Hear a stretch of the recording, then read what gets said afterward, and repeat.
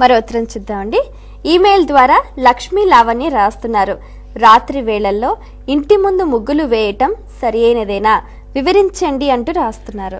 సంధ్యా సమయం దగ్గర నుంచి మొదలుపెట్టి రాత్రి 10 గంటల మధ్యలో వేసే ముగ్గులు లక్ష్మీ కటాక్షాన్ని ఇస్తాయి, ఏమీ సందేహం లేదు. సంధ్యా సమయంలో లక్ష్మీదేవి సంచారానికి వస్తుందని మనకి భారతంలో ఆనుశాసనిక పర్వంలో చెప్పారు.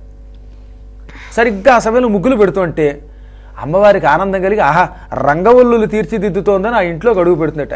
ఏ ఇంటి ముందు ఆవు పేడతో అలికుతారో, ఏ ఇంటి ముందు ఆవు పేడతో కళ్ళాపు తల్లి పైన ముగ్గులు పెడతారో ఆ ఇంట్లో నేను అడుగు పెడతాను అని లక్ష్మీ నివాస స్థానాలు అంటారు వీటిని. లక్ష్మి ఎక్కడెక్కడ ఉంటుందో దేవీ భాగవతంలో నవమస్కంధంలో చెప్పారు, భారతంలో చెప్పారు, ఇంకా అనేక పురాణాల్లో చెప్పారు, బ్రహ్మ వివర్త పురాణంలో కూడా చెప్పారు. కాబట్టి సంధ్యా సమయంలో కనుక ఆవు పేడతో కళ్ళాపు తల్లి లేదా ఏదో పేడతో కళ్ళాపు తల్లి ముగ్గులు పెడితే లక్ష్మీదేవి లోపలికి అడుగు పెడుతుంది. రాత్రి 10 గంటల సమయంలో ముగ్గులు పెడితే సంతానం బాగా అభివృద్ధి అవుతుంది. 7:30-8:30 మధ్యలో రాత్రిపూట ముగ్గులు పెడితే అటువంటిప్పుడు మంచి తెలివితేటలు బాగా అభివృద్ధి చెందుతాయి.